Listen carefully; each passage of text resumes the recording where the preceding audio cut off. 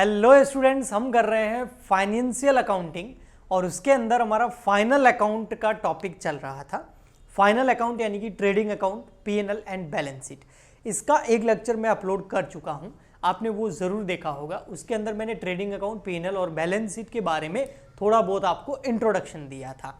अब जो लेक्चर्स आएंगे और आज का जो लेक्चर्स है, इसके अंदर हम ट्रेडिंग अकाउंट को समझेंगे, नेक्स्ट में पीएनएल अकाउंट को और फिर बैलेंस शीट को। एक एक करके अच्छे से इनको समझेंगे और मैं एक्सप्लेन करूंगा। तो आज हम बात करते हैं ओनली ट्रेडिंग अकाउंट की।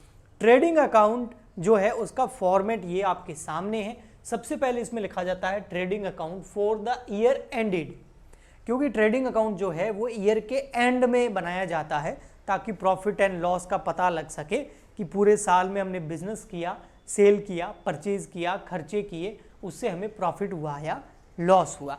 तो वो ट्रेडिंग अकाउंट पूरे साल के एंड में बनाया जाता है, पूरे ईयर का बनाया जाता है, इसलिए लिखा जाता है trading account for the year ended.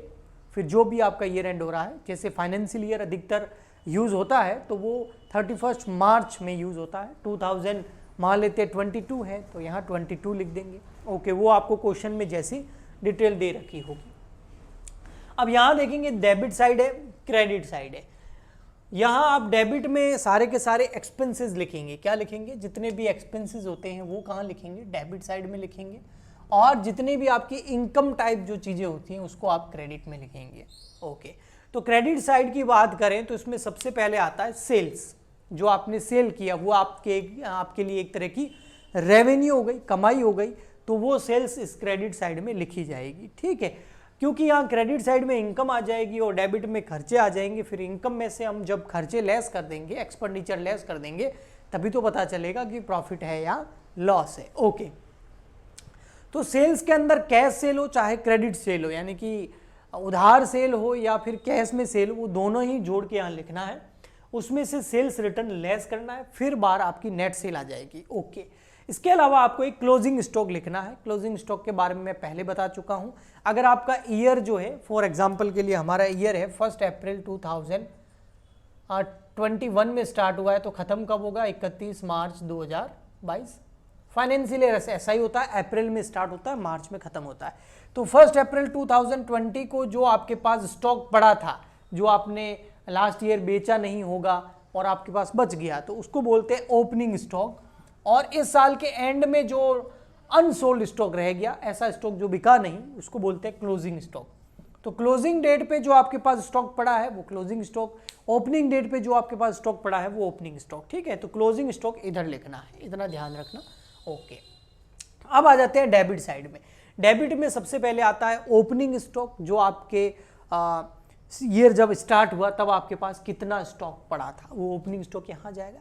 फिर आपने ऑन कितना परचेज किया वो यहाँ आएगा। बट परचेज के अंदर जो है काफ़ी सारी चीज़ें लेस करके फिर लिखना होता है।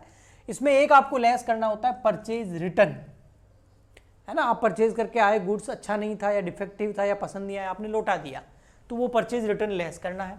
इसके अलावा अगर आपने गुड्स का कोई भी यूज़ किया हो, जैसे आपने गुड्स को डोनेट कर दिया, जो गुड्स पड़ा था उसमें से कुछ गुड्स चैरिटी में दे दिया, कुछ फ्री सैंपल में बांट दिया, या कुछ आपके वहाँ आग लग गई और गुड्स जल गया, या फिर जो है नेचुरल कोई डिजास्टर की वजह से हो गया या चोरी हो गया, तो ऐसे में कोई भी गुड्स का अगर यूज़ हुआ है सेल के अलावा, तो उन सबको हमें यहाँ लेस करना है।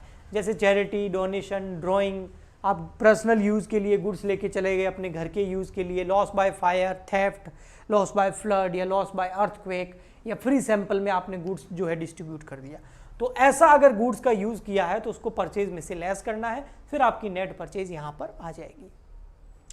उसके बाद जितने भी एक्सपेंडिचर है वो डेबिट में लिखने हैं, लेकिन सारे एक्सपेंडिचर नहीं, क्योंकि बिजनेस में बहुत तरह के एक्सपेंडिचर होते हैं। उसको हमने लास्ट लेक्चर में समझा था कि 2 पार्ट में बांटा था, एक डायरेक्ट एक्सपेंस, एक इनडायरेक्ट एक्सपेंस।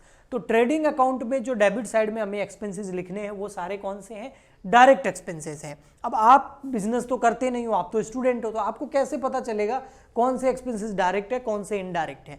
तो इसको पहचानने का एक तरीका होता है, वो एक्सपेंडिचर जो गुड्स को परचेज करने में या परचेज करके फैक्ट्री तक लाने में, या जो फैक्ट्री के एक्सपेंसेस हैं, वो सारे के सारे डायरेक्ट एक्सपेंसेस हैं। वापस सुन लो, वो एक्सपेंसेस जो गुड्स को परचेज करते टाइम लगे हैं, गुड्स को परचेज करके गोडाउन तक लाने में, या फिर आपकी जो फैक्ट्री है उस फैक्ट्री के जो भी एक्सपेंडिचर है वो सारे के सारे डायरेक्ट एक्सपेंडिचर हैं। तो गुड्स को परचेज करना, परचेज करके गोडाउन तक लाने के खर्चे, और उसके बाद जो फैक्ट्री के खर्चे हैं वो सारे के सारे डायरेक्ट हैं। डायरेक्ट का मतलब है मैन्युफैक्चरिंग से रिलेटेड, गुड्स को परचेज करने से रिलेटेड, या फिर गुड्स को सेल करने की कंडीशन में बनाने से रिलेटेड एक्सपेंडिचर। ओके, अब ये कौन से होते हैं आप तो जानते नहीं हो, आपने तो कोई मैन्युफैक्चरिंग करी नहीं है, गुड्स कभी परचेज करा नहीं है, तो आपको थोड़ा बहुत इनको याद करना पड़ेगा। इसके अंदर सबसे पहले आता है वेजेस। वेजेस यानी कि मजदूरी, और मजदूर लोग काम कहाँ करते हैं? ऑफिस में नहीं, फैक्ट्री में। तो वेजेस यहाँ आ जाएगा। यहाँ कभी भी सैलरी नहीं आएगा। क्यों नहीं आएगा? क्योंकि सैलरी ऑफिस का खर्चा है और ऑफिस का हमें नहीं लेना है। हमें गुड्स को परचेज करके फैक्ट्री तक, गोडाउन तक लाना, और फैक्ट्री के जो खर्चे हैं ओनली वही लेने हैं, ऑफिस के खर्चे नहीं लेने हैं। ऑफिस के खर्चे पीएनएल अकाउंट के अंदर जाएंगे क्योंकि वो सारे इनडायरेक्ट होते हैं। ओके, डायरेक्ट खर्चे केवल फैक्ट्री तक के होते हैं। तो वेजेस हो गया। हाँ, कई बार क्वेश्चन में वेजेस एंड सैलरीज दोनों दे दे तो आप यहाँ लिख सकते हो, लेकिन अगर इसकी जगह आपको दे दे सैलरी एंड वेजेस तो यहाँ नहीं लिख सकते, फिर आपको पीएनएल में लिखना पड़ेगा। वेजेस पहले आना चाहिए। ओके, ठीक है। Carriage and carriage inward, carriage और कैरिज इनवर्ड भी गुड्स को परचेज करके फैक्ट्री तक लेके आते हैं, गोडाउन तक लेके आते हैं, तो उस टाइम लगता है। इनवर्ड एक्सपेंसेस, गुड्स को इन करने के एक्सपेंसेस। कस्टम ड्यूटी, अगर आप जो है गुड्स आउट ऑफ इंडिया से इंपोर्ट कर रहे हो, इंपोर्ट समझते हो ना, गुड्स को इंपोर्ट और एक्सपोर्ट करना। जैसे एक तो है गुड्स को खरीदना, वो इंडिया के अंदर ही खरीदते हैं तो उसको परचेज बोलते हैं। आउट ऑफ इंडिया, चाइना से, अमेरिका से, यूरोप से अगर गुड्स आपने बाय कर लिया तो उसको क्या बोलते हैं? इंपोर्ट, और उसके ऊपर एक टैक्स लगता है जिसको बोलते हैं इंपोर्ट ड्यूटी या कस्टम ड्यूटी। तो वो डायरेक्ट एक्सपेंडिचर है क्योंकि परचेज से रिलेटेड है, तो वो यहाँ लिखना है आपको। तो ये सारे क्या है? डायरेक्ट एक्सपेंसेस हैं। आपको एक बार इनको याद करना पड़ेगा, ठीक है। फिर धीरे धीरे आपको आगे जैसे बढ़ते जाओगे आपको अच्छे से ये चीज़ें समझ आती जाएगी। इसके अलावा ऑक्ट्री हो गया, ये भी एक तरह का डायरेक्ट टैक्स है। गुड्स को परचेज करके लाते हैं तब लगता है रास्ते में। फ्रेट लग गया परचेज पर, या डॉक चार्जेस लग गए। डॉक चार्जेस जो आई थिंक ये जो है पोर्ट चार्जेस होते हैं, जो पोर्ट होता है ना उस पे, पोर्ट पे जैसे बाहर से आप गुड्स इंपोर्ट कर रहे हो तो पोर्ट पे रखना पड़ता है।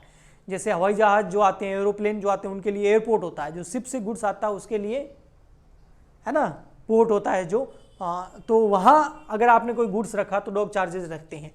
रेलवे से गुड्स लेके आ रहे थे, रेलवे फ्रेट लगेगा। और अगर आपने गुड्स परचेज किया, उसके परचेज करने के बीच में कोई एजेंट था, उसको कोई कमीशन या ब्रोकरेज दिया तो वो हो गया।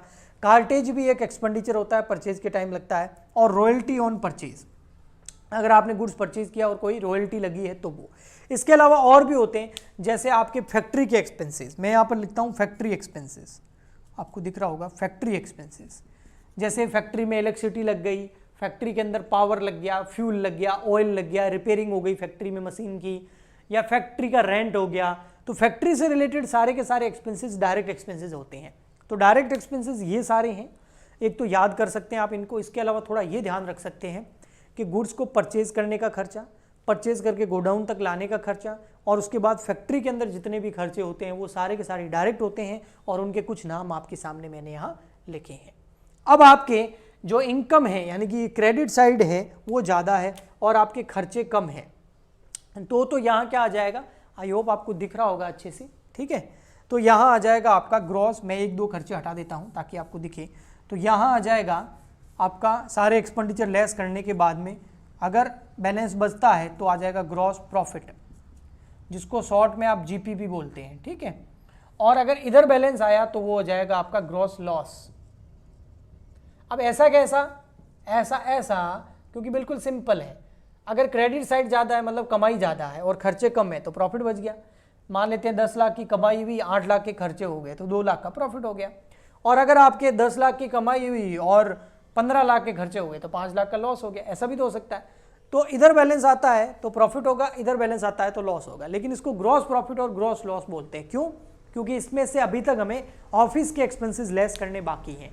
तो ऑफिस के एक्सपेंसेस कौन कौन से होते हैं और उसे कहाँ लेस करते हैं, या कह सकते हैं इसमें से अभी केवल डायरेक्ट एक्सपेंसेस लेस करें इस कमाई में से। इस जीपी में से इनडायरेक्ट एक्सपेंस अभी लेस करने बाकी है और उसके लिए हम बनाते हैं पीएनएल अकाउंट। उसको हम अगले लेक्चर में सीखेंगे। तो ये है तो ग्रॉस प्रॉफिट है, ग्रॉस लॉस, लेकिन हम यहाँ पर इसको ग्रॉस प्रॉफिट और ग्रॉस लॉस नहीं लिखेंगे, हम इसको लिखते हैं यहाँ पर टू P&L अकाउंट। हाँ, ब्रैकेट में आप लिखिए ग्रॉस प्रॉफिट या ग्रॉस लॉस, इधर आया तो बाय P&L अकाउंट, और ब्रैकेट में आप क्या लिखेंगे ग्रॉस लॉस। इसके पीछे भी एक रीजन है, क्योंकि इसकी जब लेजर एंट्री होती है तो हम एक्चुअल में क्या है, जो भी आपका ग्रॉस प्रॉफिट हो रहा है या ग्रॉस लॉस हो रहा है, दोनों में से कोई एक चीज होगी, वो जो भी है उसको हम कहाँ ट्रांसफर कर रहे हैं, P&L अकाउंट के अंदर ट्रांसफर कर रहे हैं। तो इसलिए तो कल जब मैं P&L अकाउंट आपको नेक्स्ट लेक्चर में बनाऊंगा तब आपको और अच्छे से बताऊंगा, और इनडायरेक्ट एक्सपेंसेस के बारे में भी हम बात करेंगे। सो आज के लिए इतना ही। आई होप आपको ट्रेडिंग अकाउंट अच्छे से समझ में आ गया होगा। एक दो दिन बीच में क्लासेस नहीं आ पाई, उसकी वजह है हमारे एरिया में जो है बहुत ज़्यादा रेन हुई है, हैवी रेन हुई है, यानी कि बाढ़ जैसे हालात बने हुए हैं। तो इस वजह से हो सकता है कि थोड़ा सा एक दो दिन प्रॉब्लम चलेगा, लेकिन उसके बाद कंटिन्यू लेक्चर आते रहेंगे। इसके अलावा अगर आप हमें इंस्टाग्राम पे ज्वाइन करना चाहते हैं तो ज्वाइन कर सकते हैं मेरे इंस्टाग्राम पेज को। मेरे इंस्टाग्राम पेज की आईडी है @कॉमर्स वाले गुरुजी, कॉमर्स वाले गुरुजी, ये इंस्टा आईडी है। इसके अलावा टेलीग्राम आईडी भी आप ज्वाइन कर सकते हैं, वो है CWG फॉर बीकॉम, ये टेलीग्राम आईडी है। और इसके अलावा अगर आप हमसे पेड क्लासेस लेना चाहते हैं, लाइव क्लासेस लेना चाहते हैं बीकॉम की, तो आप हमारी ऐप को डाउनलोड कर सकते हैं। ऐप का नाम भी कॉमर्स वाले गुरुजी है, प्ले स्टोर में जाके सर्च करेंगे तो मिल जाएगी। इसके अलावा इस वीडियो के नीचे डिस्क्रिप्शन बॉक्स में मैं उसका लिंक भी आपको दे दूंगा। इसके अलावा लाइक शेयर सब्सक्राइब जरूर करें। हम मिलते हैं नेक्स्ट वीडियो में। आज के लिए इतना ही, तब तक के लिए गुड बाय।